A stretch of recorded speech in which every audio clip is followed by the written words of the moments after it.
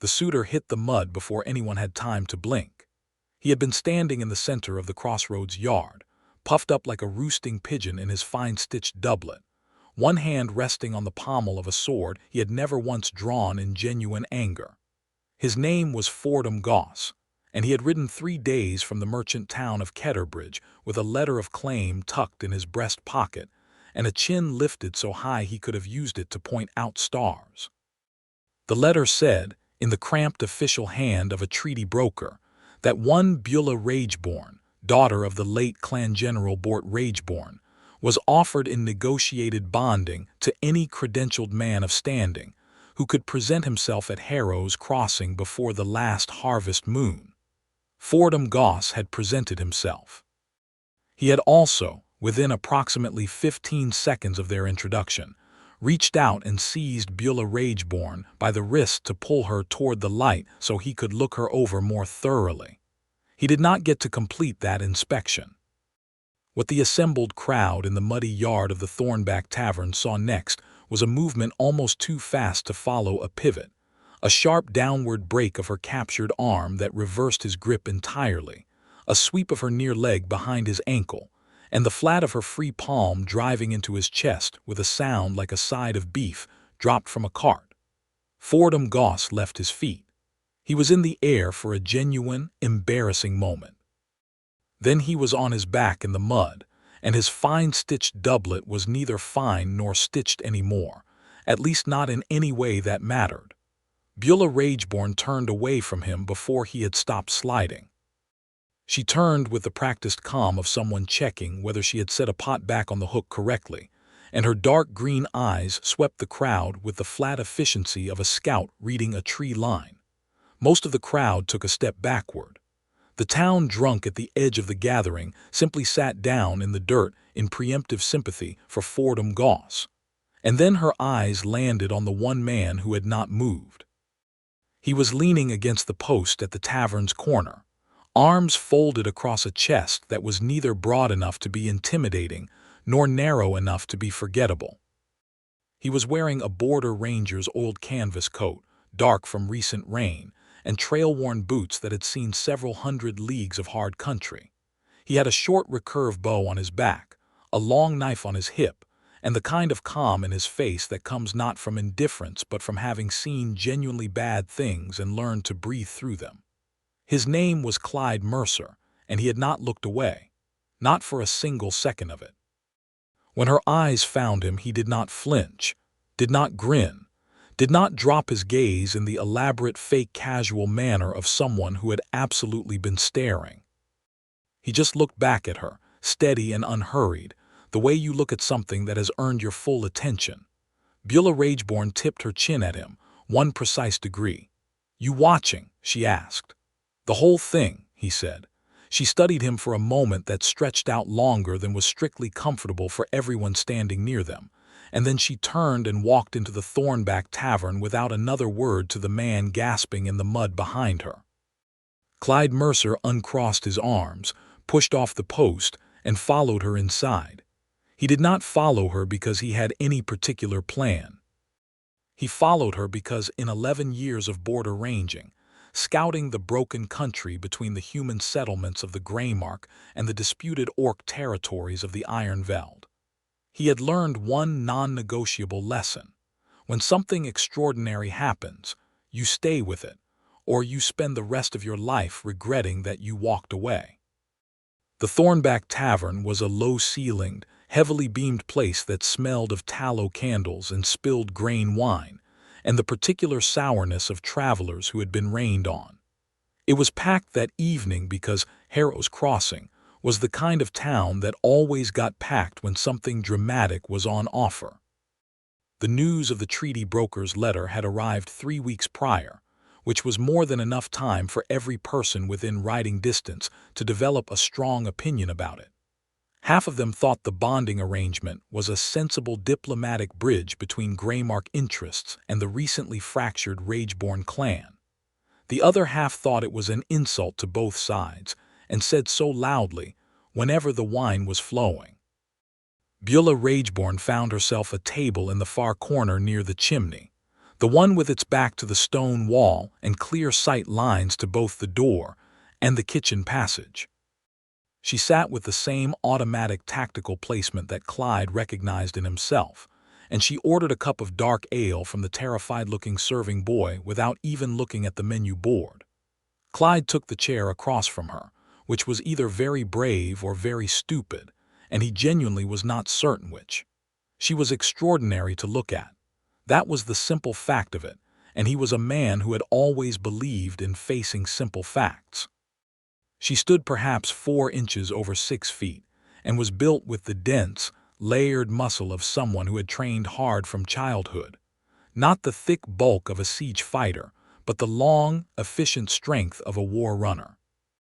Her skin was the deep sage green of old river stone in summer shade, and it was marked on her left jaw and down the side of her throat with the branching scar patterns of what he recognized as Aldervale battle scarring, the kind earned in actual combat rather than applied for ceremony.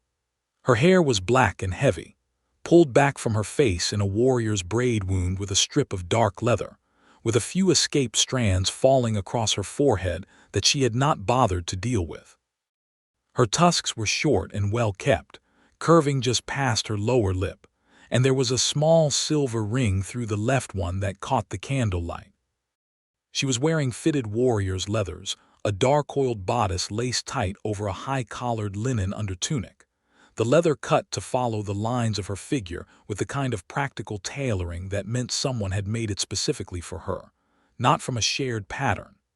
Her bracers were the same dark leather, and her trousers were heavy cavalry-weight canvas tucked into knee boots reinforced at the toe and heel with iron capping. A short sword rode her left hip in a plain cross-draw scabbard, and a utility knife was strapped to her right thigh. She wore no jewelry except the tusk ring, and on her right wrist, a braided cord band that had been repaired multiple times. She looked, Clyde thought, like someone who had spent her entire adult life being exactly what she was, without apology and without performance, and who had arrived at a genuine peace with that fact. He also thought she was the most striking woman he had ever seen, which he pushed to the side for the moment because it was not immediately useful information. "You are going to tell me you were impressed," she said, before he had a chance to open his mouth. Her voice was low and even, with the slight rolling consonants of someone who had spoken Orcish before they learned the common tongue.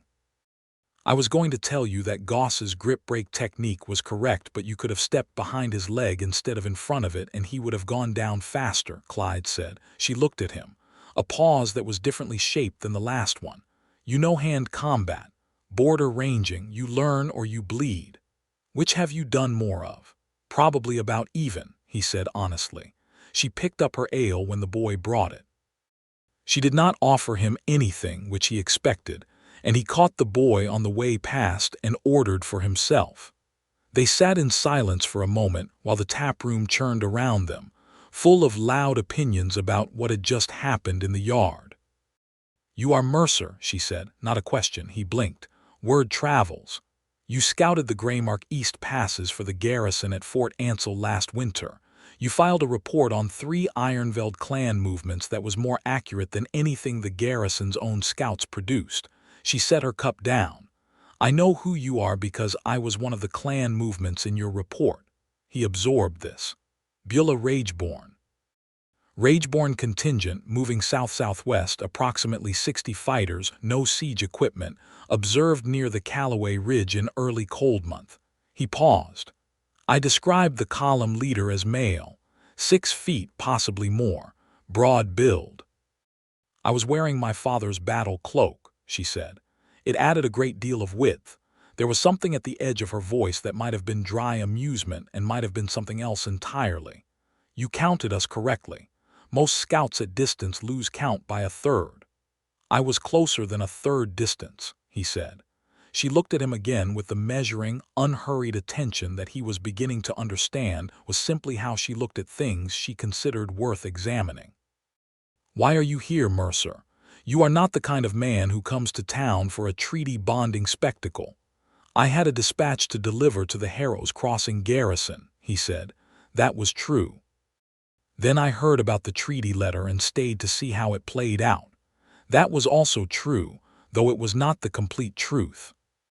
The complete truth was that he had read the treaty letter's terms posted on the garrison notice board and felt an immediate, specific anger on behalf of whoever Bula Rageborn was, because the letter described her with the same language used to describe livestock offered for sale, and he had wanted to see who was going to show up to claim her, and what she was going to do about it. He had not, when he leaned against that post, expected to be looking at someone like her. The letter, she said, and her voice went flat and careful, was sent without my agreement. My uncle made the arrangement after my father died at the Veldrun crossing 3 years ago. He is trying to find a use for me that keeps me from making claims on the Rageborn clan's leadership. A foreign marriage accomplishes this. She paused.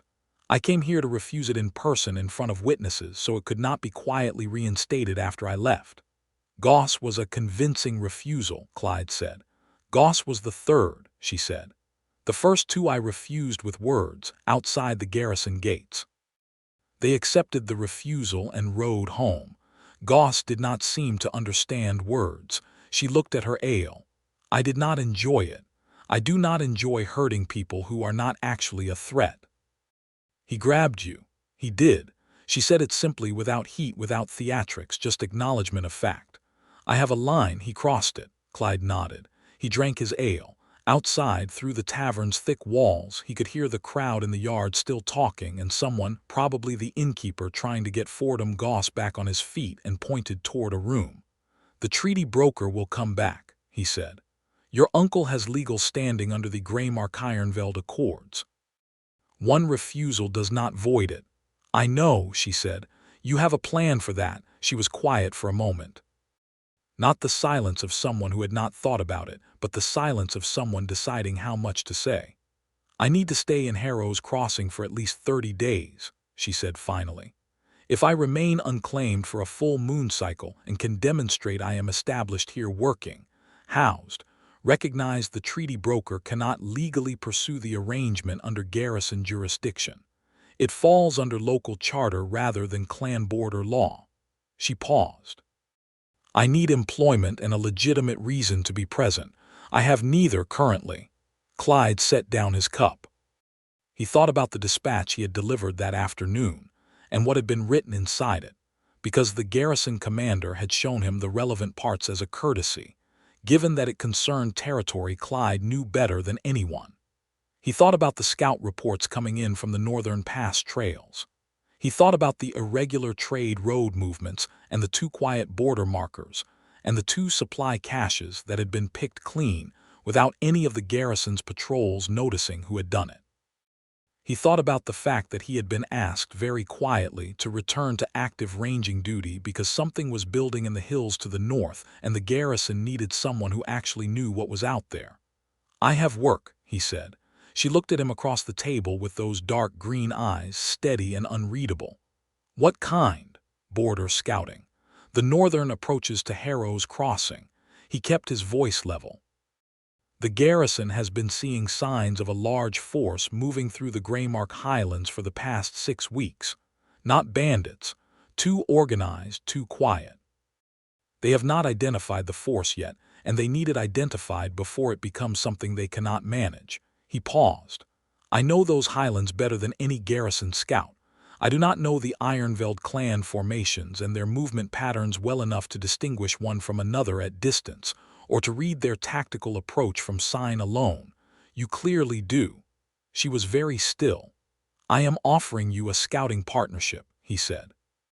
Real work, garrison registered with pay and a legitimate bed at the ranger's post. 30 days minimum. Longer if the situation requires it. He looked at her steadily. You get your 30 days under local charter. I get a partner who can actually read what I am looking at out there. The fire in the chimney beside them crackled. Someone in the tap room laughed too loudly at something. The rain had started again outside and it tapped at the shuttered windows like impatient fingers. You are doing this to help me, she said. It was not grateful. It was sharp. Almost challenging, the way someone says something when they are testing to see if you will lie about your reasons. I am doing this because I need a scout who knows Ironveld clan movements, and you need 30 days of legitimate local standing," he said. "It is genuinely useful to both of us. That does not mean it is not also fair." He met her eyes. "I'm not offering charity, I am offering a job. You can take it or leave it." She looked at him for a very long moment. Then she picked up her ale, drank the rest of it, set the cup down with a precise click on the tabletop and said, "When do we start?" "Dawn," he said. "North Gate. Bring everything you can carry in a day pack.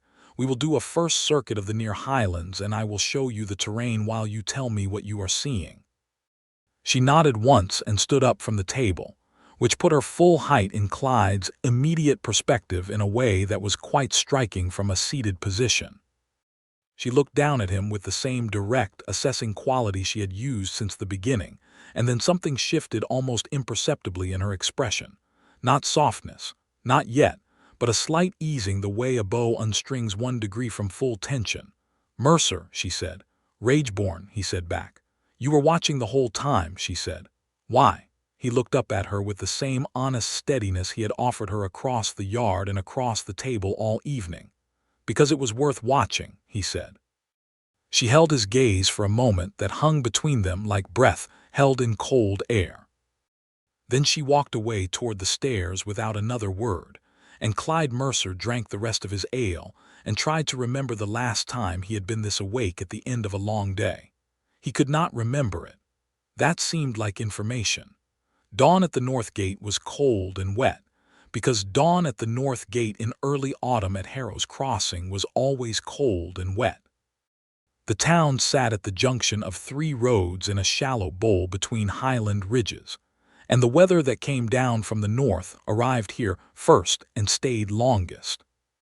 Clyde was there at first light with his pack and his bow and his long knife and a second oilskin he had bought from the garrison quartermaster, which he folded over his arm without comment when Bula arrived. She took it without comment and tied it to the outside of her pack, which he found satisfying in a way he did not examine too carefully. They went out the gate in silence and found their working rhythm within the first half-league, which was faster than he expected. She moved like water on stone, completely quiet, no wasted motion, always tracking without appearing to track.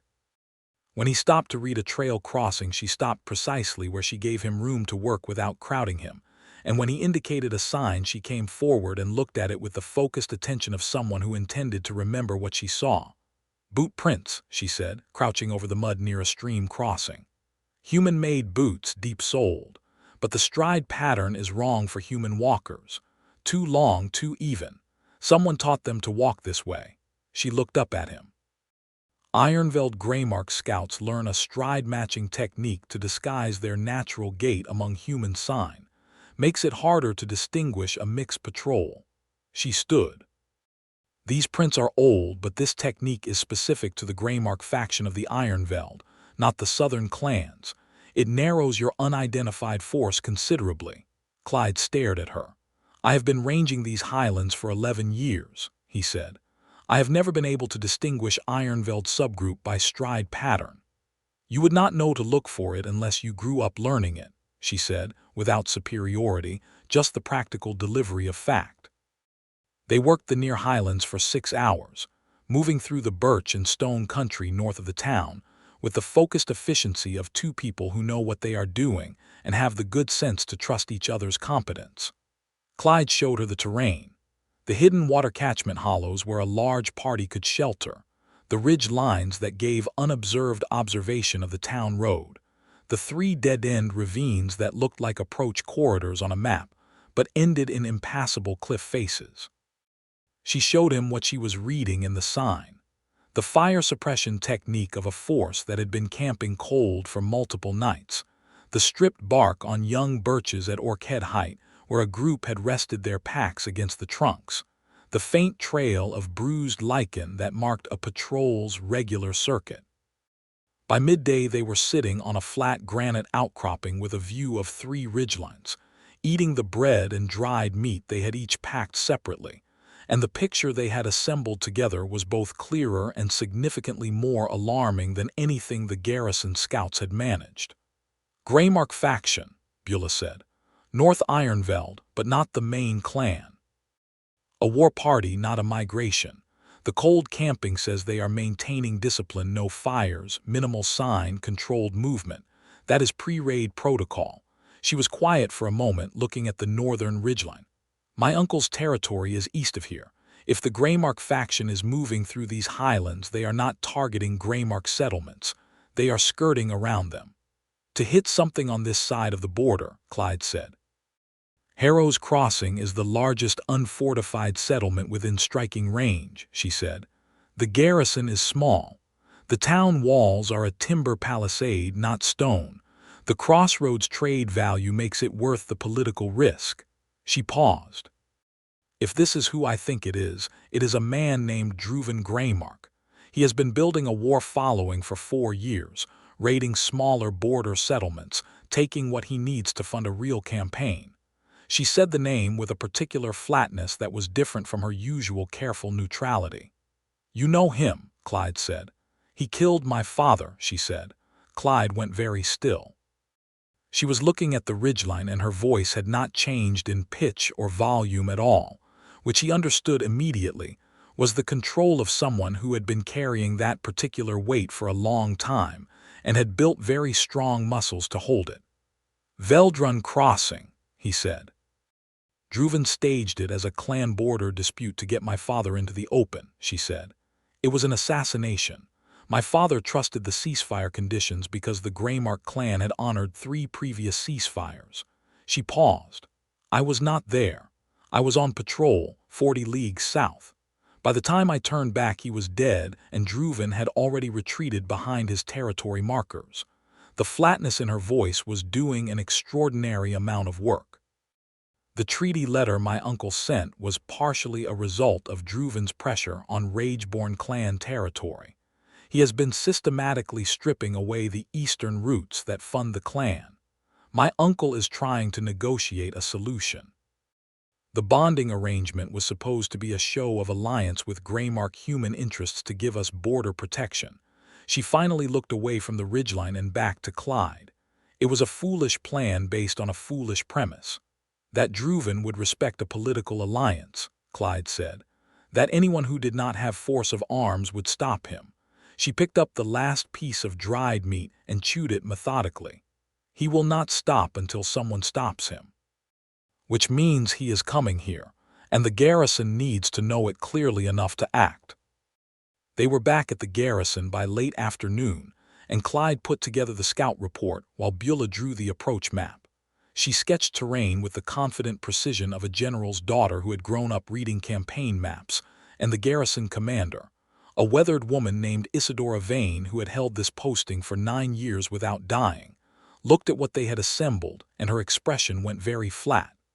How confident are you in the timeline? Vane asked Bula directly. 4 to 8 days before they are in striking position, Bula said. Given the patrol patterns and the current depth of their cold camp sites, they are moving in, not moving through. Vane looked at Clyde.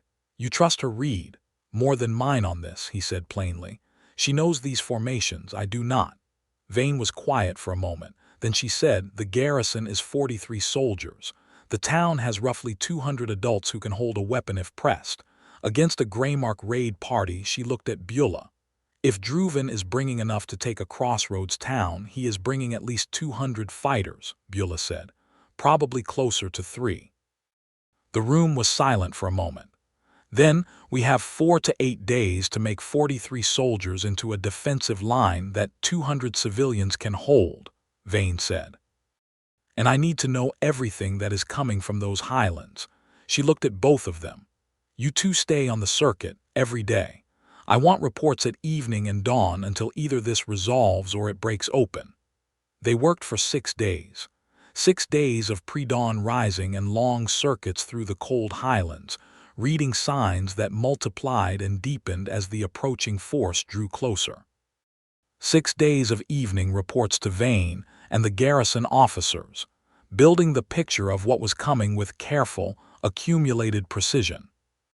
6 days of working so closely and consistently together that the rhythm of it, the seamless back and forth of two people who trusted each other's eyes, became something Clyde felt as a specific warmth in his chest that he had stopped trying to attribute purely to professional respect around day 3.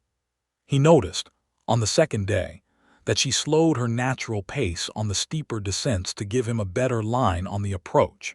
He did not ask her to do this. She simply read that his legs were shorter and adjusted without comment. He noticed, on the third day, that when they sat to eat at midday, she positioned herself with her shoulder touching his where the rock ledge was wide enough for two, and that she did not move away from it.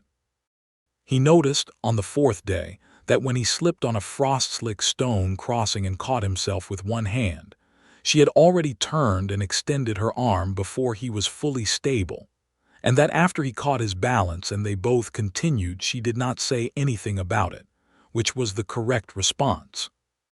On the 5th day, it rained hard enough that visibility on the highlands dropped to 20 yards, and they spent 3 hours in a shallow rock shelter pressing through the worst of it, side by side with their backs against the overhang and their packs between their knees. The sound of the rain was enormous and close. The shelter was perhaps 5 feet wide and required them to sit touching from shoulder to hip, which neither of them acknowledged as anything unusual, and which Clyde thought about considerably. "Tell me about ranging," she said, after they had been sitting in silence long enough to be comfortable with it. "What aspect? Why you chose it, not why you are good at it. Why you wanted to." He looked out at the silver curtain of rain. "My father was a border farmer east edge of the Greymark," he said. "Small place, 40 acres of reasonable land and 20 of rock. He worked it his whole life with the kind of patience that I never fully inherited. When I was 17, the border shifted. 2 clans competed for the eastern watershed rights and the fighting ran across his land for 6 months. He paused. He survived it. Farm did not, essentially. Took years to get it back to producing, and he never did get it fully right again." He was quiet for a moment. "I spent that 6 months thinking that if someone had been watching the highlands the way they should have been watching them, there would have been warning. Enough time to move the livestock, dig in, at least know what was coming." He paused. "I became a ranger because watching is what I am actually good at. Noticing. Following the sign until I understand what it means." He glanced at her. "Less noble than it sounds, probably." "It does not sound noble," she said, without any unkindness. "It sounds like sense." She was quiet for a moment. "My father wanted me to be a diplomat," she said.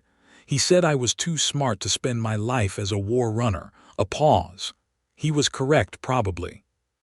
But I was already built for this by the time he said it, and I did not want to sit in tent courts and negotiate." She said negotiate with a slight, dry edge. "I wanted to be in the country, moving, reading it." "Same reason," Clyde said. She looked at him from the side, the way she did when something registered as more than expected. "Same reason," she confirmed, and something in the quality of her silence after that was different from the silences before it. On the evening of the 6th day, Bula came to find him after the garrison briefing. He was outside the ranger post, making final notations in the trail log by the light of a lantern, and she came around the corner without warning and stood close enough that he had to turn fully to face her. The lantern light caught the silver ring in her tusk and the line of her jaw and the braid that had come slightly loose at the front from the day's work, and she was looking at him with a directness that was different from the professional directness she brought to scouting. "You have not looked at me like most men look at me," she said. "How do most men look at you?" "Like I am dangerous," she said, "or like I am a novelty, or like they are trying to decide if I am worth the trouble." She paused. "You look at me like you are just looking at me." "I am just looking at you," he said honestly. She was quiet for a moment. The lantern swung slightly in the evening wind. Somewhere in the town a dog was barking about something that mattered to it. "I do not do this well," she said, which was perhaps the most careful thing he had heard her say. She paused, searching for the word with a slight annoyance at needing it. "The opening up. I have been in war camps and patrol circuits for most of my life. I was my father's daughter, and then I was his heir, and then I was neither. I have had comrades. I have had people who depended on me." She looked at him. "I have not had someone I was interested in having look back." Clyde set down his trail log. He looked at her directly, the way he had from the beginning. "Are you interested in having me look back?" he asked, and his voice was steady and honest about it. She met his eyes. "Yes," she said, without hesitation and without softness and without anything except the raw, direct quality that was simply who she was. He reached out slowly, giving her complete time to observe and decide, and tucked the loose strand of hair back from her forehead. Her eyes did not move from his. His fingertips just grazed the line of her temple, and she was absolutely still under that touch in the way of someone who is concentrating very hard on something they are not used to. And then she turned her face the smallest fraction toward his hand, which was the most eloquent thing he had ever seen. "We have a raid coming in the next 48 hours, he said quietly. "Yes," she said, "and you should sleep." "Also yes," she said. Neither of them moved for a moment. Then she stepped back with the controlled, deliberate ease of someone making a decision and said, "After." "After," he agreed. It was a promise, and they both understood it that way. She went to her room at the garrison post. He finished his log. He did not sleep particularly well, which was fine because neither, he suspected, did she, and it was a problem they had made together. The raid came on the morning of the 8th day.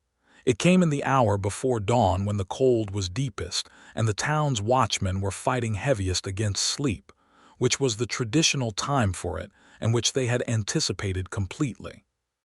Bula had been reading the approach signs for 2 days with mounting certainty, and the garrison had spent those 2 days doing the kind of furious, quiet preparation that Vane was apparently very good at. Sandbags against the palisade weak points, weapons distributed to the willing adults, the 2 garrison ballistae repositioned to cover the north and east approaches, and every extra barrel, cart, and heavy object staged to be rolled into choke points at a signal. Clyde was on the north ridge in the dark, 200 yards outside the palisade, which was where he needed to be to give the town early warning. He was alone up there, which was what the work required. Bula was below, inside the walls, organizing the civilian fighters into the defensive positions they had war-gamed in the garrison courtyard for 3 straight days, because she had taken one look at the garrison's training approach and politely, but firmly explained to Vane that they were setting the wrong choke points and shown her exactly what a Greymark assault would target first. He heard them before he saw them. The Greymark moved fast when they stopped moving quietly, and when the pre-raid silence broke, it broke like a dam giving way. A sudden surge of 300 bodies pouring through the tree line in organized groups, torches coming up, the deep hammering sound of a war pace that the ground carried before the feet arrived. He had the garrison signal horn at his lips before the first figure cleared the trees. He blew it 3 sharp blasts, the pattern that meant immediate assault, multiple groups, north primary, and then he was moving, sprinting down the ridge road toward the palisade gate with 300 soldiers crashing through the highland above him. And it occurred to him in a very clear, very calm way that this was going to be extremely close. What happened in the next 4 hours was the kind of thing that becomes a story people tell in a town for generations, the kind of thing that gets slightly more dramatic with each retelling, until the original truth of it, which was already dramatic enough, becomes almost unrecognizable. The original truth was this: the North Palisade held. It held because Bula had identified the 3 pressure points the Greymark assault focused on: the gate, the northeastern corner post, and the gap behind the granary, and had staged concentrated defenders at each one. It held because the garrison's ballistae, repositioned on her advice, created 2 overlapping fields of fire that the assault groups could not cross without significant casualties, and significant casualties at the start of a raid changes a raider's calculations. It held because Clyde, who had done a considerable amount of fighting in his 11 years of ranging, came through the north gate on a dead run and immediately threw himself into the breach at the northeastern corner post, which was the worst of the 3 pressure points, and was the moment the whole defense nearly came apart. He held the corner for 11 minutes against a rotating series of men who were each individually larger than him, with a short sword he had borrowed from the garrison armory, and the long knife he always carried. Using every piece of terrain knowledge and every hard-learned fighting skill he had accumulated over a career spent surviving situations he probably should not have survived. He did this because there was no one else to do it, and because the corner held the whole defensive line, and if it broke, the town broke, and he was not able to think about that and do anything except hold the corner. Bula found him. She came through the defensive line at a run, having broken the granary gap assault with a combination of her short sword and 4 well-positioned civilian fighters. She had apparently trained to devastating effectiveness in 72 hours, and she came around the corner post-wall and saw him, and she did not stop. She came straight into the breach like a tide coming in, sword in her right hand and main gauche in her left, moving with the terrifying efficiency of someone who had been doing this since she was a teenager, and who had, right now, very specific reasons to want this particular enemy broken. She fought the way she moved through terrain, which was to say with absolute economy and perfect placement, never a wasted stroke, never a misstep, never a moment of hesitation. Clyde fell back 2 steps and let her drive through the breach ahead of him, falling into covering position on her right flank with the wordless, automatic coordination of 2 people who had spent 6 days learning each other's rhythms. And together, they drove the pressure off the corner post and pushed the assault group back far enough that the garrison defenders could re-establish the line. Then the ballistae hit the main assault column in the torchlit gap between the ridgeline and the walls, and the gray mark calculation changed. It took another hour before the withdrawal began in earnest. Disciplined even in retreat, Bula had said they would be, they fell back in formation rather than running, which meant it was not a rout but it was definitively a failure, and the sky was going pink in the east when the last of them cleared back into the highlands. Harrow's crossing was standing. The cost had been real. 6 garrison soldiers wounded, 2 severely, and 14 civilian defenders with injuries of varying seriousness. The Greymark had taken considerably worse, though the darkness made exact counting impossible. 3 assault leaders had been killed at the palisade, which was the kind of specific, targeted loss that cut the strategic value of the raid deeply. Druven Greymark was not among the dead, which was the one thing that sat badly. Bula was standing at the base of the corner post when the withdrawal completed, with her sword still in her hand, and the battle calm on her face that was its own kind of exhaustion. Not the physical kind, but the kind that comes from holding yourself at a point of complete readiness for hours, and then releasing it all at once. She was marked with the evidence of the fight, her oiled leather darkened in a stripe across her forearm, and a cut across her left cheekbone that was shallow enough not to be serious, but bled the way face wounds do. Clyde was standing approximately 6 feet from her, leaning against the post with the kind of deliberate stillness that meant his legs were seriously considering sitting down without him. She looked at the empty, quiet highlands where the assault column had been. She looked at the town behind her, where people were starting to call out to each other and lanterns were bobbing, and someone was crying with what sounded like relief. She looked back at the highlands. Then she turned and looked at him. He was already looking at her. He had not looked away. She crossed the 6 feet between them in 3 strides, and she took his face in both hands. Her hands were warm and certain, and she was still holding the main gauche, turned carefully outward, which was such a Bula thing to do that it hit him somewhere deep in the chest, and she said, low and very direct, "We are alive." "We are alive," he agreed. "I am going to take a moment," she said, with the slightly stiff delivery of someone who is not practiced at allowing themselves moments. "Take as many as you need," he said. She did not take very many. She pressed her forehead to his, which he understood was an Aldervale gesture and which made the world go briefly very still around him, and she stood like that for perhaps 10 seconds, her breath evening out against his face, her hands steady and warm on either side of his jaw. Then she stepped back one step and looked at him with her dark green eyes and said, "You held the corner post alone for 11 minutes. I counted." "So did I," she said, "from across the yard. While I was moving to get to you." The carefully controlled quality in her voice did not fully hide what those 11 minutes had been for her. "You should not have been able to hold it." "I am aware," he said. "And yet—" "And yet," he said. She looked at him for a long, serious moment, and then she said something that surprised him. "My father would have liked you." He felt that in a place he did not usually let things land. "Tell me about him," he said. "Later," she said. "When I am not bleeding on you." He looked at her cheekbone. "That needs cleaning." "I know, come with me." They went to the garrison infirmary together, which was busy and loud with the immediate aftermath of the fight, and they sat next to each other on a bench, while the garrison healer worked her way down the priority list and eventually got to the cheekbone. Bula sat completely still while the cut was cleaned and dressed with the same discipline she brought to everything, and Clyde sat next to her with their shoulders touching and did not move. And when the healer moved on, Bula turned and looked at the cut on Clyde's palm he had not mentioned and said, "Give me that," and cleaned it herself with a strip of linen and a steadiness that was not quite the same as her usual steadiness, because her hands were just slightly more deliberate than they needed to be. The way hands are when they are doing something they care about.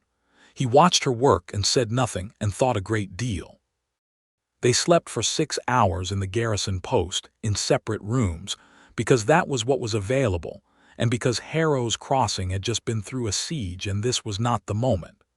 But when he woke and went to the post's common room, she was already there, and she looked up from the map she was examining and said, "Druven was not in the withdrawal formation," which told him she had been thinking as she slept, the same as him. "He was not leading the assault personally," Clyde said, taking a seat across from her. "That is not his pattern, is it?" "No, he commands from the highland position." She traced a finger along the map. "But he was supposed to be within 3 leagues.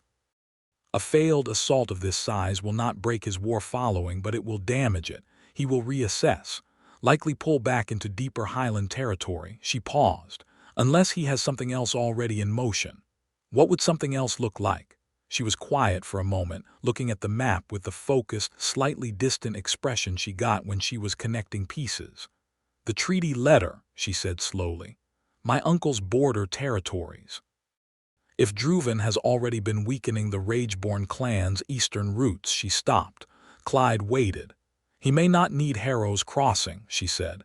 "He may need it to look like he needs Harrow's crossing." She looked up. "While the clan is watching a raid on a Greymark crossroads town, no one is watching what is happening on the clan's own eastern border." They went to Vane immediately.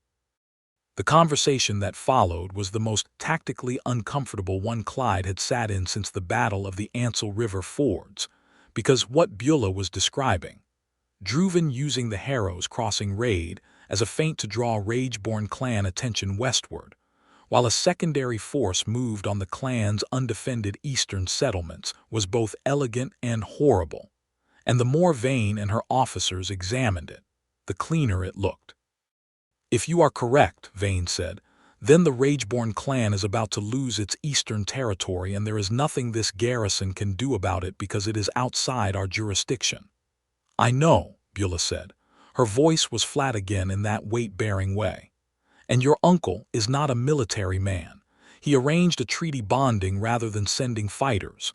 He will not be prepared." She paused. "I have perhaps 10 riders I can reach by message bird who are still loyal to my father's line rather than my uncle's arrangement. Veterans. They would come if I called." 10 riders against a Greymark secondary force," Vane said. 10 trained veterans, well-positioned on familiar territory, fighting in defense rather than assault," Bula said, "against an enemy who expects no resistance and has just committed a substantial portion of their strength to a costly failed raid." She paused. It is not comfortable odds, but it is not hopeless. Clyde had been listening to all of this. He had been thinking about 11 years of reading Highlands and border country, about supply lines and approach corridors, and the 12 things you needed to know about a force before you could hit it effectively. He had also been thinking about the particular quality of Bula's voice when she said it is not hopeless, which was the voice of someone determined to believe something they are not fully certain of. "I know the eastern Rageborn approaches," he said. Everyone in the room looked at him. "I have ranged that country. I know the terrain better than any Greymark secondary force would." He looked at Bula. 10 veterans, positioned correctly, with a ranger who knows every hollow and ridge line on those approaches. She was very still. "Clyde," she said, and it was the first time she had used his first name and they both knew it, and neither of them acknowledged it except in the slight quality of the silence that followed. "That country is not under Greymark protection. If you range into it, I know," he said.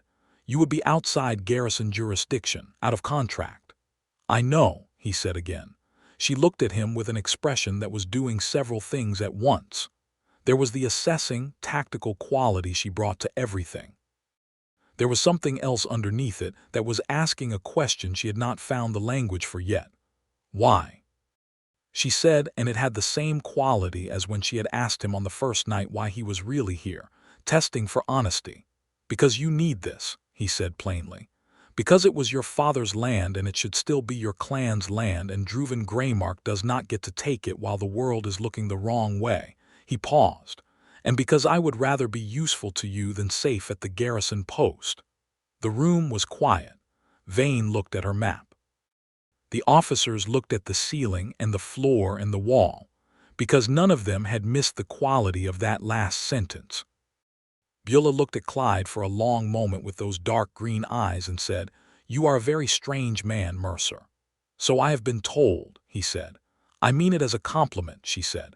And then, with the particular deliberateness of someone who has made a decision, "We leave at first light."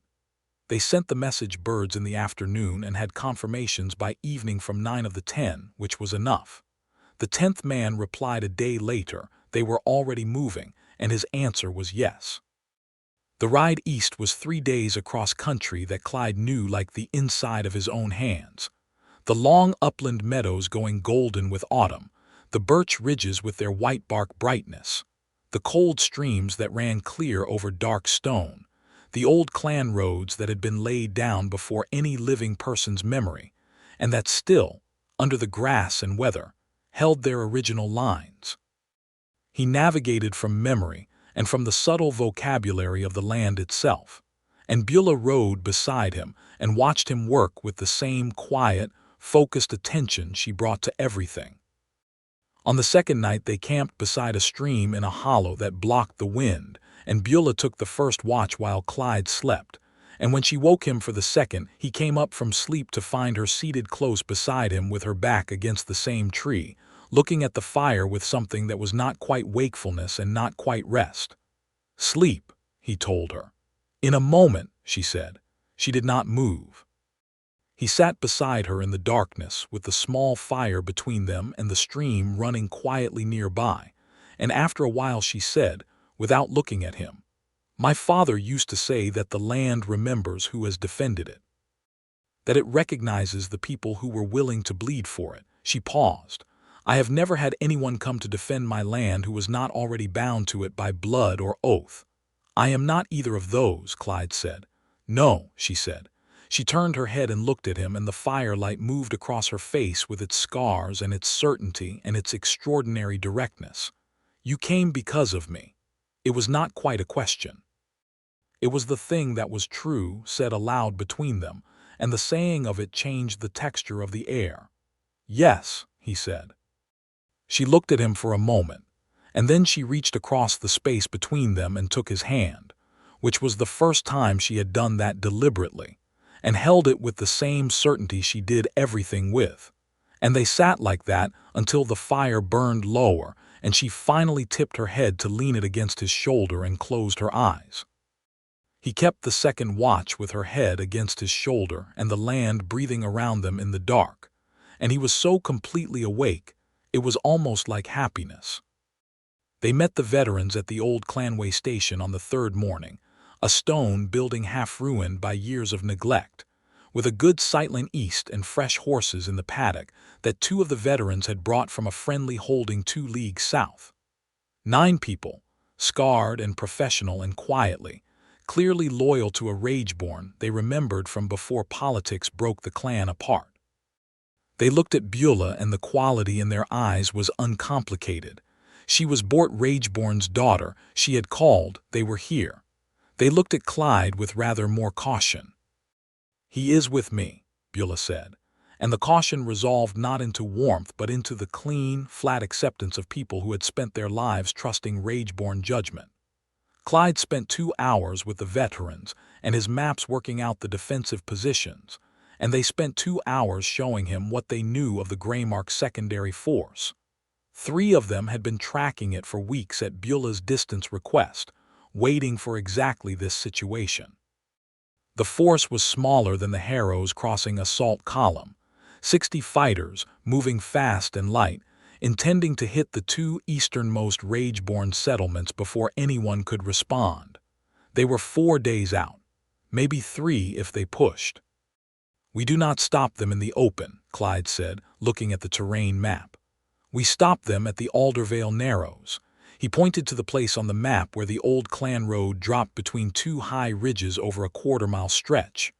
1 entry point, 1 exit, high ground on both sides.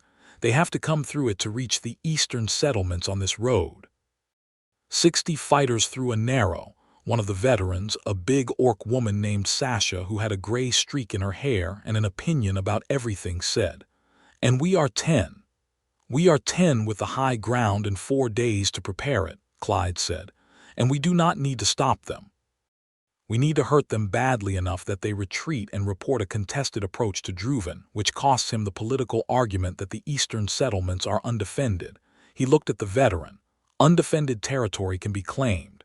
Defended territory requires a sustained campaign. Druven cannot sustain a campaign right now. He just lost at Harrow's crossing." Sasha looked at him with the expression of someone revising their assessment. Then she looked at Bula. "He is good at this," she said. "Yes," Bula said. "Where did you find him?" "He found me," Bula said, "more or less." Sasha looked at Clyde again with an expression that was now something quite different from caution. They worked the Aldervale Narrows for 3 days, with the fierce efficiency of people who knew exactly what was at stake.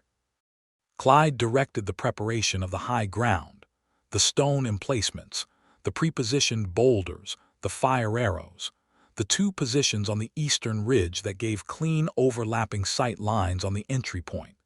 And the veterans built it all with the experience of fighters who had been doing this since before he was born.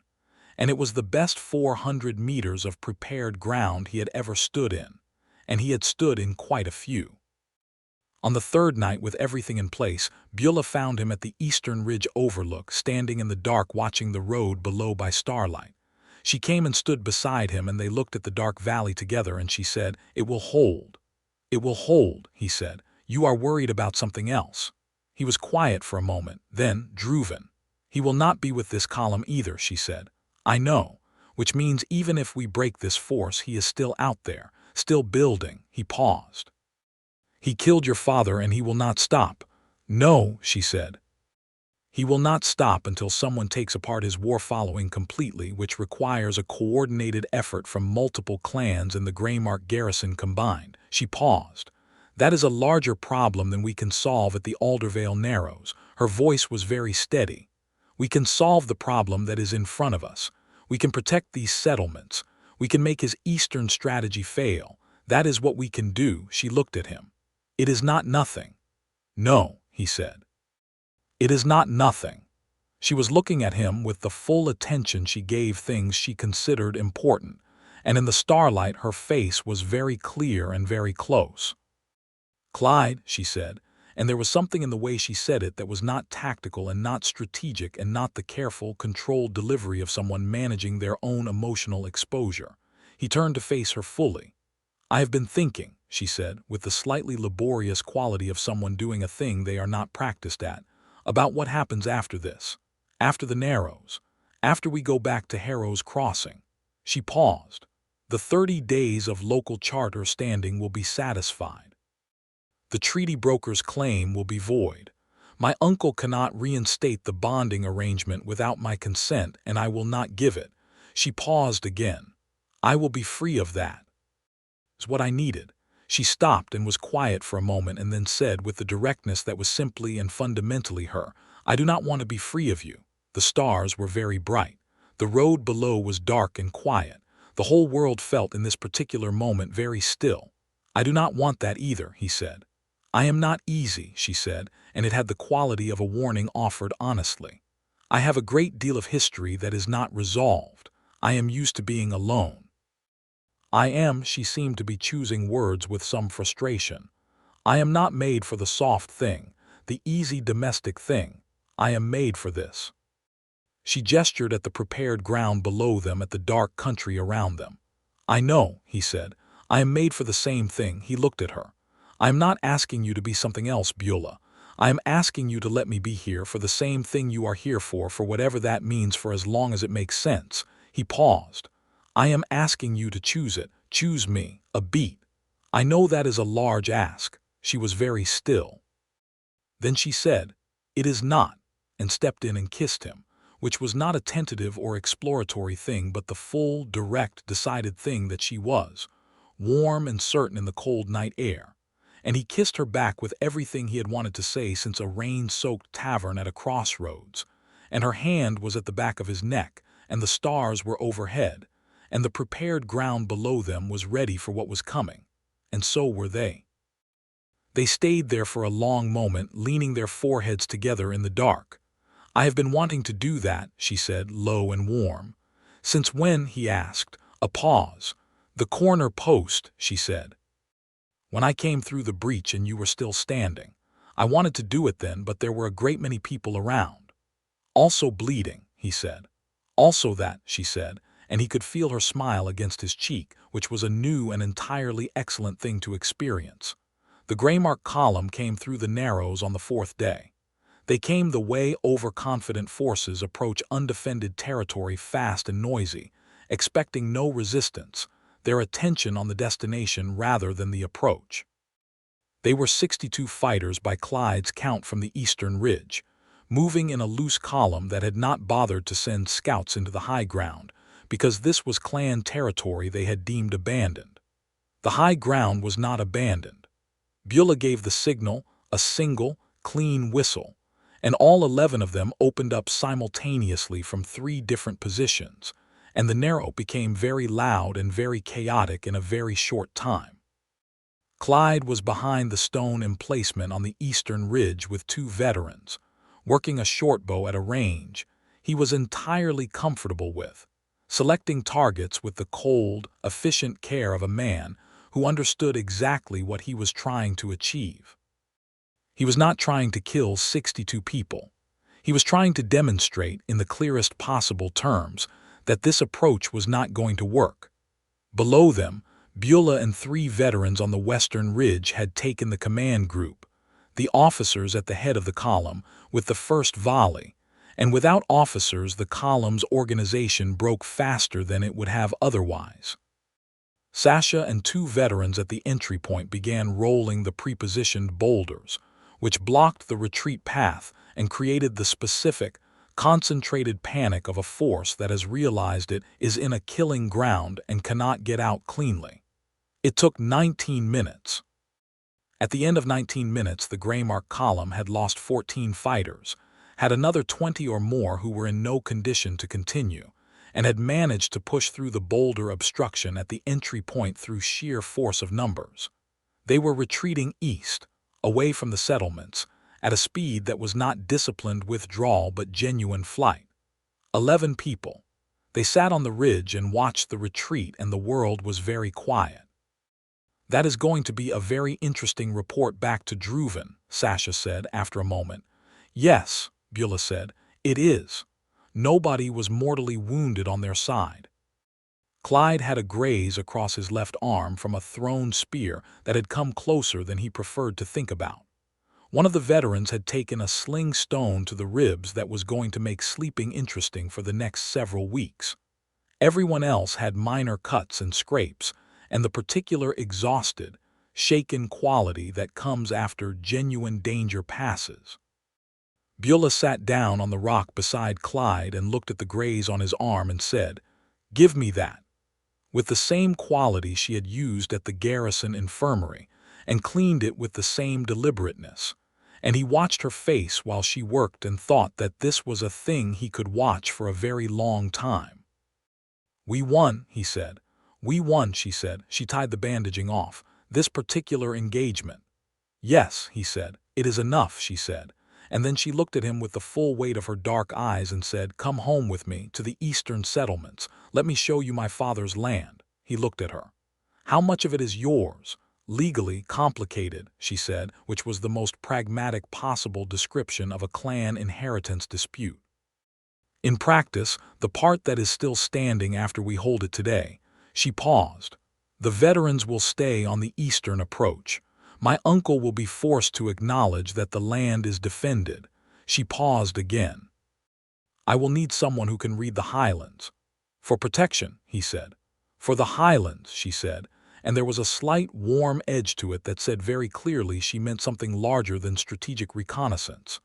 "Then I will need someone who can read the clan sign," he said, and matched her tone exactly. She stood up, still looking at him, and extended her hand the same way she had extended it on the frost-slick stones, direct, sure, unhesitating. He took it and she pulled him to his feet, and they stood face to face on the eastern ridge, with the cold autumn light on them and the valley below them, and the settled, definite quality of two people who have sorted something out. "There is a tradition," she said, in the careful tone she used when she was offering information about herself that cost something.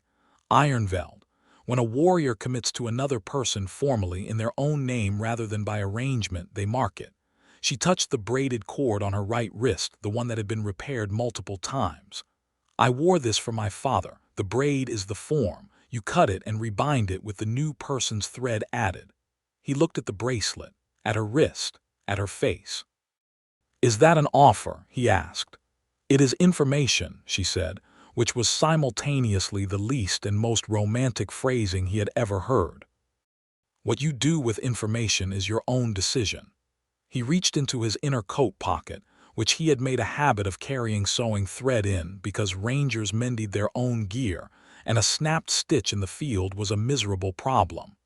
He pulled out a length of gray-brown thread, not elegant, not significant, just the practical material of a working ranger's kit, and held it out to her. She looked at it for a moment. Something moved across her face that was not the controlled, tactical Bula or the direct, tested Bula, but a quieter, less armored version that he was beginning to understand she had been holding very carefully, very privately, for a long time. She took the thread. She cut the old cord bracelet, not removing the braids but separating one strand, and rewound it slowly and carefully with the gray thread woven in alongside the original dark leather, and tied it back with a knot that was small and exact and permanent-looking. She held her wrist up and looked at it. Then she looked at him. "There," she said softly, "just that. There." He reached out and put his hand over her wrist, over the new bracelet, and held it there, and she turned her hand and held his in return, and on the ridge overlooking the Aldervale Narrows with the autumn light coming in gold and clean, they stayed like that for a good while. They went back to Harrow's crossing in the following days, after making sure the veterans were properly provisioned and positioned, and after spending 2 extraordinary evenings at the old way station that had nothing to do with tactics and everything to do with what they had told each other on the eastern ridge. The first of those evenings they talked for hours beside the fire, and she told him about her father in the way you tell someone about a person you loved and lost carefully at first, then with more ease, then with the unguarded quality of someone who has found that the listener is genuinely receiving the weight of what they are saying rather than just waiting to respond. He told her about his own father's farm with the same gradual honesty, and about the border campaigns, and about the particular loneliness of ranging, which was a chosen loneliness, a loneliness that came from preferring the open country to the crowded town, but that had an edge to it in the long winters that he had never quite admitted to anyone. She listened to the loneliness part with very focused attention. When he finished, she said, "I know that edge," and the simplicity of it landed more precisely than any elaborate response could have. The second evening they said less and needed to say less, and the firelight was low and warm, and she was very close, and she put her hand at the side of his face with the same certainty as the first time, and kissed him with something slower and deeper than the urgent, decided thing on the ridge. And the way station was quiet around them, and the night was long and gentle. And what came after the long and gentle night was warmth that went all the way through him. He woke in the early morning with her head on his shoulder again, this time without the tactical excuse of a shared watch, and he lay very still for a while, and listened to the fire settle, and the birds begin in the pre-dawn trees, and thought that this was the particular quality of not alone that he had not fully understood how much he had wanted until he was sitting inside it. She woke with the same automatic alertness she always woke with, eyes open and tracking before she was fully conscious, and then she registered where she was and who was beside her, and something in her face went briefly, completely unguarded in the way it did only in the first seconds before the armor came back up. "Good morning," he said. She looked at him. The unguarded thing stayed a moment longer than usual. "Good morning," she said, and her voice was lower and rougher with sleep, and it was one of the best things he had ever heard. She did not reach for the armor after that. Or rather, she reached for it with less conviction, and he understood that this was the thing she had warned him about, that she was not easy, that she was not built for the soft domestic thing, and that what she was actually doing was deciding, again, actively, to let him see the version of her that existed when the armor was not necessary. He understood this completely, because he had his own equivalent, which was the quiet self-sufficiency of someone who had spent years making sure he did not need anything from anyone and had accordingly arranged his life, so that he did not give anything the chance to matter too much. They were, in this specific way, very similar problems, and he found this deeply, specifically comforting. They rode back to Harrow's, crossing through the golden autumn highlands, and the country was beautiful in a way that the same country had not quite been beautiful before, which he attributed entirely to having someone beside him who was also watching it. Harrow's crossing had the quality of a town that had been through something and survived it, and had not quite finished being surprised about this. The palisade at the northeast corner was still showing fresh repair work. The town square had a new quality of loudness to it, the specific loudness of people who have been frightened together and then relieved together, and are not yet through processing either. Commander Vane met them at the garrison gate with the expression of someone who had received reports and found them satisfactory, which from Vane was approximately equivalent to a standing ovation. "The eastern settlement is intact," Bula told her. "I had reports from the way station birds," Vane said. 62 against 11, she looked at Clyde. "The Narrows approach was your design. The preparation was the veterans' work," he said. "Yes, but the positioning was yours. I know those Narrows." Vane paused. "The Greymark secondary force has been identified and reported to the Border Council. Combined with the Harrow's crossing assault, Druven Greymark now has 2 failed engagements on record in 30 days. The Council has authorized a coordinated response. He will not be making another raid for some time." She paused again. "We have also received a formal dissolution notice for the treaty bonding arrangement, signed by the broker. Your 30 days of local standing were satisfied 8 days ago." She looked at Bula. "You are free of it." Bula nodded. "Good," she said, with a finality that closed that door completely. Vane looked at both of them with the kind of experienced, observant eye that had been watching people for 9 years at a crossroads garrison, and had developed an exceptionally accurate read on the nature of two people standing next to each other. She said nothing about what she was observing. She simply nodded once and said, "The garrison post is available for as long as you need it." They stayed in Harrow's crossing for another 10 days, which was partly practical reports to complete, garrison consultations, the long process of filing the Narrows action through the proper channels, so the eastern settlement had legal recognition as defended territory, and partly the simple fact that the Thornback Tavern had a decent fire and a corner table that they had developed something of a claim on. And the rain came down outside, and the ale was dark, and there was a specific pleasure in sitting across from each other in the candlelight, with no immediate emergency requiring attention. On the third evening, Fordham Goss reappeared. He had apparently recovered from the mud and the humiliation with the specific resilience of a man who has never had to revise his opinion of himself. And he came into the Thornback with a new doublet, and the company of 2 large friends, and the loudly expressed opinion that there were proper legal remedies for being assaulted by a treaty subject, and he intended to pursue them. He made it approximately to the center of the taproom, before he registered that the treaty subject in question was sitting at the corner table with a border ranger, who was looking at him with the calm, complete attention of a man watching a thing he has already categorized as not interesting enough to be alarming, and who had a long knife on his hip, and the absolute stillness of someone who spends his life in conditions where stillness is a survival skill.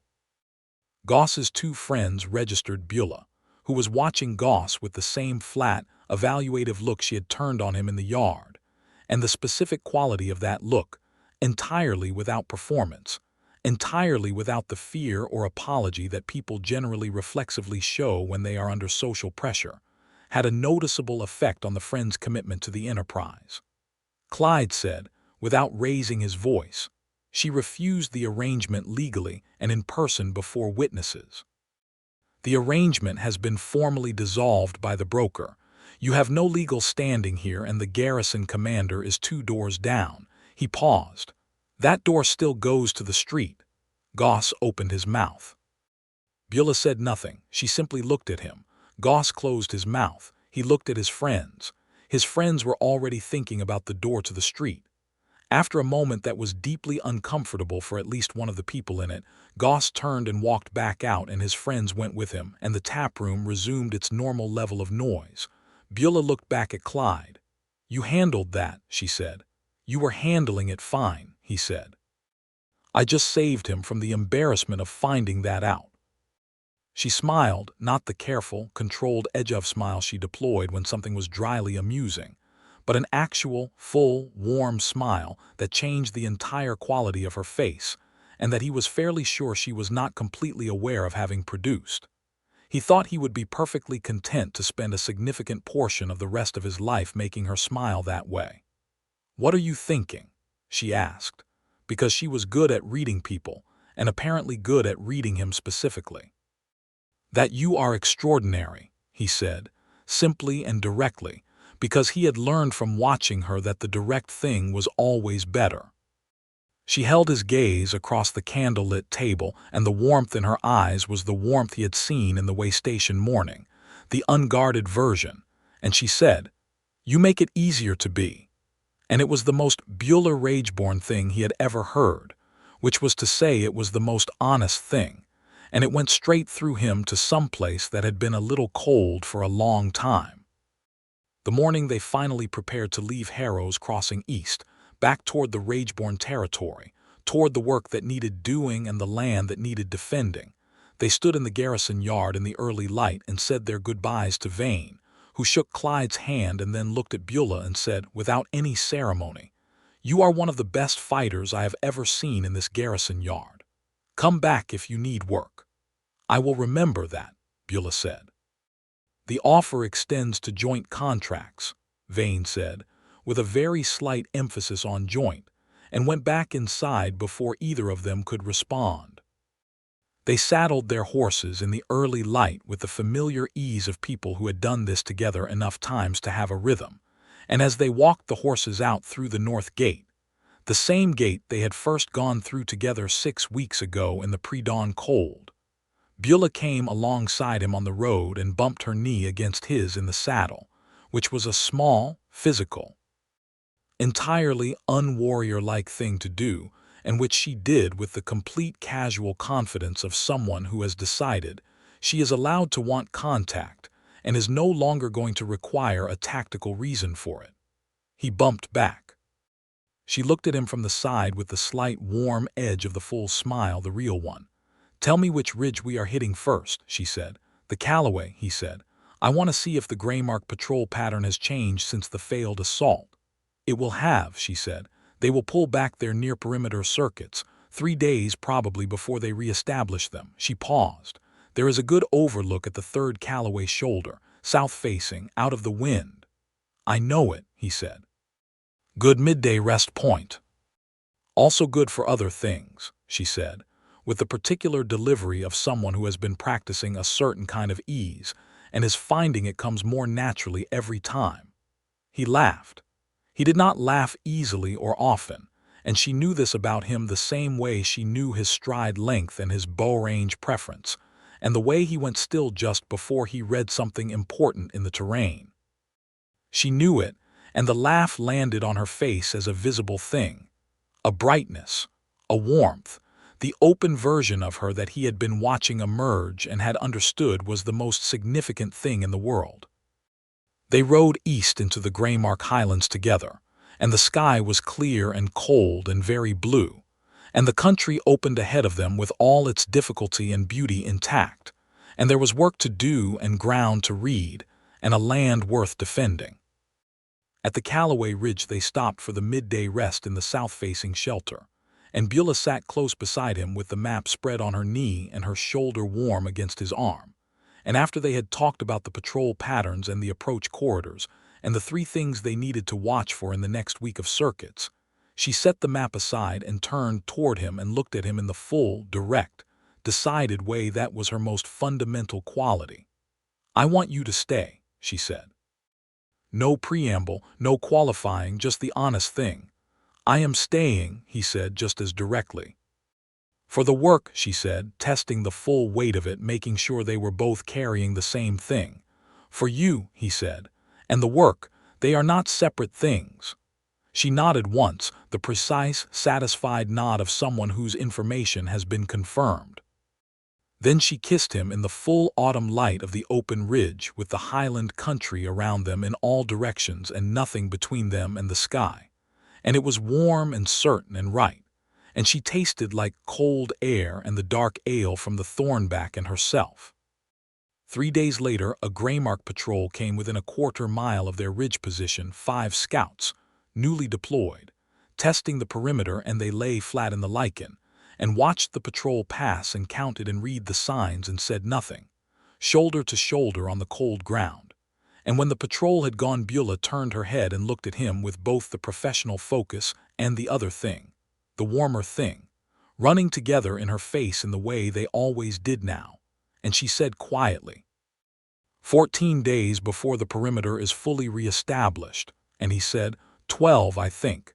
And she considered this for a moment and said, 12.5, and he said, deal, and they pressed their foreheads together in the cold, bright air, the Aldervale gesture she had shown him at the garrison, and that he had made his own, and stayed like that for a good moment while the world went steady around them. What happened next was the kind of thing you cannot fully explain to anyone who was not in it, because it was not any single dramatic event, but the accumulated daily weight of 2 people learning to be genuinely, completely present to each other. It was the mornings at the ridge fire with the light coming in. It was the evenings at the way station working through what they had seen and what it meant. It was the arguments, and there were arguments, real ones, the kind that come when 2 people with strong opinions and complete confidence in those opinions are doing high-stakes work together, that were always fierce and always resolved because they were both more interested in being accurate than in being right. It was the night 4 weeks into the Eastern Circuit when the Greymark made one more push at the approach road. Not 60 fighters this time, but a fast-moving column of 20, trying a night approach, and they had 45 minutes of the hardest, most frightening work of the whole campaign before the veterans closed the flanks and the column retreated. And afterward they sat in the dark with the adrenaline still moving through them, and Bula said into the quiet, "I was afraid," and Clyde said, "So was I." And she looked at him and said, "Good. Afraid people are careful," and it was almost a joke and almost not. It was the morning Sasha came to find them with a message bird from the border council. Druven Greymark had been brought before the council by 5 clans acting in concert. His war following formally disbanded under the Accords, his territorial claims suspended pending arbitration. And they read the message together, and Bula sat very still for a long time, and then said, in a voice that was doing an enormous amount of load-bearing work, "My father would have lived to see this if not for him." And Clyde said nothing because there was nothing to say, and he put his arm around her and she leaned into it and let herself be held, which was the most significant thing she had ever offered him, and which he took with both hands and kept. It was the morning, 6 weeks into the Eastern Circuit, when they came over the last highland ridge and saw the 2 Rageborn eastern settlements below them, small, solid, stone and timber buildings in the valley fold, smoke rising from hearth fires, the morning ordinary and intact. And Bula stopped her horse on the ridge and just looked at it for a long moment, with everything she was feeling doing what it always did, which was to move through her carefully controlled face in the way of water under ice. Present, contained, and entirely legible if you knew how to look. "Still standing," she said. "Still standing," he said. She was quiet for a moment more. Then she looked at him with the full warmth of the real smile, the unguarded one, and said, "Come on, Mercer. Let us go tell them who has been watching their highlands." "That would be both of us," he said. "Yes," she said, and the word carried more weight than it had ever had, and they rode down off the ridge together into the valley, into the smoke and the firelight and the ordinary intact life of a settlement that was still there because they had been watching. At the edge of the settlement, they were met by an elder and old orc man with gray braids and a deeply lined face who had clearly been told of Bula's identity from the veterans, and who looked at her with the same quality Clyde had seen in the veterans' eyes. Recognition, relief, a complicated loyalty that had been waiting a long time for someone to aim at. He looked at Clyde with the caution he expected. Bula said, in the simple declarative manner that was simply how she delivered true things, "He is with me. He has been ranging these highlands with me for 2 months, and he knows this approach country better than any of us. If you have scouts who need teaching the terrain, he is who you send them to." She paused. "He has also, for the record, held a corner post alone for 11 minutes against a Greymark assault and organized a 10-against-60 ambush in the Aldervale Narrows." Another pause. "He is mine." The elder looked at her wrist, where the gray-threaded bracelet was visible below her bracer. Then he looked at Clyde with a different quality entirely, the flat, accepting, done quality of a community that has seen its share of things and knows what the bracelet means and has no argument with what it means. And he said, "Welcome to the valley." Clyde looked at Bula. She was watching him with that small, warm, real smile edge, and her dark eyes were clear and direct and entirely certain. "Thank you," he said to the elder, meaning it 2 ways. The council about the Druven situation arrived 3 days later, conducted via message bird and a brief visit from a border council representative. And it was not a clean resolution. Clan politics were never clean. But it was a resolution. The war following was disbanded, the eastern routes were reopened under provisional protection, and the Rageborn clan's eastern settlements were formally recognized as defended territory under the Accords. Bula's uncle sent a letter that was equal parts relieved and dignified, which was about the best outcome available there. The treaty bonding arrangement was not mentioned. It did not need to be. What happened after that was the ongoing work of a defended border, daily circuits, seasonal supply reviews, training sessions with the settlement's younger fighters that Bula ran with the same direct, economical clarity she brought to everything. Clyde taught navigation and sign reading, and the kind of terrain assessment that could not be taught from maps, but only from hours spent in actual country, with someone who knew what they were looking at. They worked together with the seamless efficiency of two people who had spent months calibrating to each other's rhythms, and who had stopped noticing that they were doing it because it had become the natural condition. They were good at this. They were very specifically, complementarily good at this in a way that two separate people could not have been, and the veterans and the settlement fighters felt it and responded to it, and the highlands around the eastern settlements were the most carefully watched approaches on the eastern border. And in the evenings, when the work was done and the fire was burning, they were simply themselves. It was not complicated. It was the rare, specific simplicity of two people who have both spent a long time being alone, and have discovered that being with this particular person is not a reduction of themselves, but an expansion. She was still exactly who she was, fierce and direct and armored by default, with the armor coming down by choice, which was better than never having armor at all. He was still exactly who he was, quiet and observant and patient, with a stubbornness under the patience that was not inflexibility but conviction, which she had tested and respected and found sufficient. She claimed him in the Ironveld way, without ceremony but with complete public clarity, the bracelet worn openly, the mind said directly to anyone who needed to know it, the space at her side obviously, permanently his. He stayed with a constancy that was more eloquent than any formal declaration, not because leaving was impossible, but because this was where he chose to be, every morning when the choice was available, which was the only kind of staying that meant anything. On a particular afternoon in late autumn, 6 weeks after they had come down into the valley together, they were sitting on the south-facing shoulder of the Callaway Ridge in the last strong sunlight of the season, finishing a meal and making notes on the circuit log. And the world was very bright and very cold, and the valley below them was peaceful in the specific way that things that have been fought for can be peaceful. Bula had been quiet for several minutes in the comfortable way, not the working through something way, and she was looking at the valley below with an expression that had the quality of the unguarded version, the less armored version, simply sitting in the light. She looked sideways at him. He was already looking at her, which she had long since stopped being surprised by and now simply acknowledged as the specific ongoing fact of Clyde Mercer. "You are watching," she said. "The whole time," he said.